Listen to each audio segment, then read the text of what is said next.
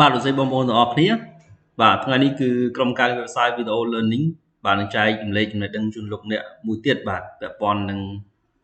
ការសិក្សាប្រសិនបើកាលណាបងប្អូនបាទជាពិសេសគឺបងប្អូនដែលរៀនបញ្ញាបត្រផ្នែកគណនេយ្យបាទឬក៏លោកអ្នកដែលចង់ស្វែងយល់អំពីគណនេយ្យបាទសម្រាប់ថ្នាក់ដំបូងបំផុតបាទមានន័យចាប់ដើមពី beginner ទៅដែលអាចឲ្យយើងខ្លាយទៅជាគណនេយ្យករបានបាទឬក៏អាចសិក្សាឲ្យយល់ស្វែងយល់អំពី accounting បាទចាប់បានដំបូងអញ្ចឹងលោកអ្នកអាចចូលនៅក្នុង channel YouTube video learning បាទហើយអាច subscribe channel YouTube មួយគឺតងទៅលើបាទ accounting នេះអញ្ចឹង channel accounting and entertainment TV នេះគឺ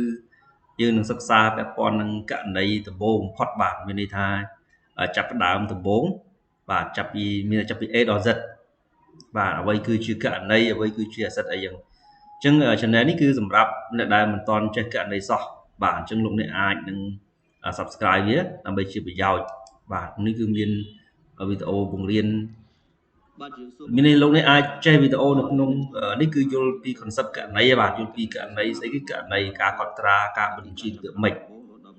ដោយសារតែ channel YouTube video learning គឺជា channel ធំ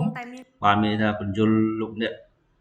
ច្រើនពាក់ព័ន្ធនឹងពន្ធពាក់ព័ន្ធនឹងគណនេយ្យពាក់ព័ន្ធនឹង finance ពាក់ព័ន្ធនឹង audit តែបើសម្រាប់បងប្អូនបាទឬក៏លោកអ្នកដែលចង់ស្វែងយល់អំពីគណនេយ្យដំបូងបំផុតគឺអាច subscribe channel YouTube មួយនេះបានបាទការចែករំលែកគឺប៉ុណ្្នឹងបាទអរគុណលោកអ្នកបាទមាន channel ផ្សេងទៀតបាទណា